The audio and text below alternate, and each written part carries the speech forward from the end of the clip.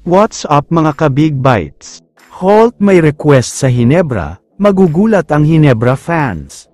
Pero bago ka sana magpatuloy sa panunood ay huwag mong kalimutang mag-subscribe sa aking YouTube channel.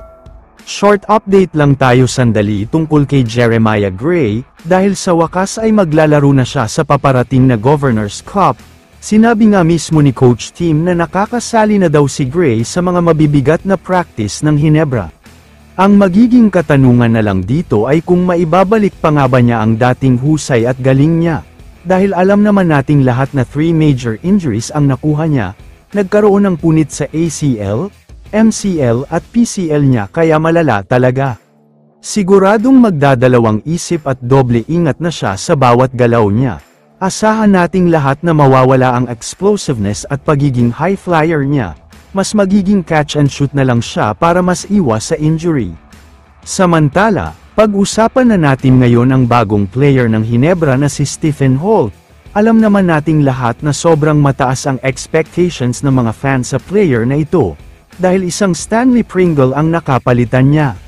Isa siya sa mga candidate para sa Best Player of the Conference Award, isa rin siya sa mga candidate para sa Season MVP Award, at siya ang nangunguna sa candidate para sa Rookie of the Year Award. Magaling talaga ang player na ito. Sobrang reliable shooter, high basketball IQ, kayang-kaya tumira sa labas kahit may bantay, team player din dahil madalas na pinapasahan ang mga kakampi, at higit sa lahat ay takeover mode din siya kapag kinakailangan.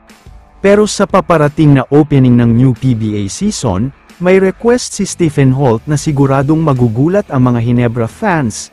Ayon kasi sa kanya ay gusto daw niyang maging off the bench, para mag-giveaway kay Scottie Thompson. Napapanood daw kasi ni Stephen Holt ang Scottie at Brownlee combination noong hindi pa siya naglalaro sa PBA, at ang masasabi daw niya na sobrang unstoppable daw talaga sila. Kaya gusto niyang starting 5 ulit si Scottie at JB. Wala naman daw problema kay Holt kung limited lang ang playing time na ibibigay sa kanya ni Coach Tim. As long as nananalo daw sila ay masayang-masaya na siya. Goal nga daw niya ay championship at hindi individual award. Ang masasabi ko dito ay sobrang swerte ng Hinebra dahil nakakuha sila ng magaling at humble na player. Hindi lahat ng superstar ay handang magbigay daan para sa ikagaganda ng team, kaya matutuwa talaga ang mga Hinebra fans sa kanya.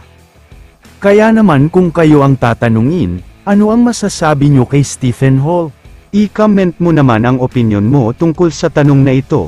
Dito na muna nagtatapos ang video na ito. Maraming salamat sa panunood mga ka-Big Bites. God bless sa inyong lahat.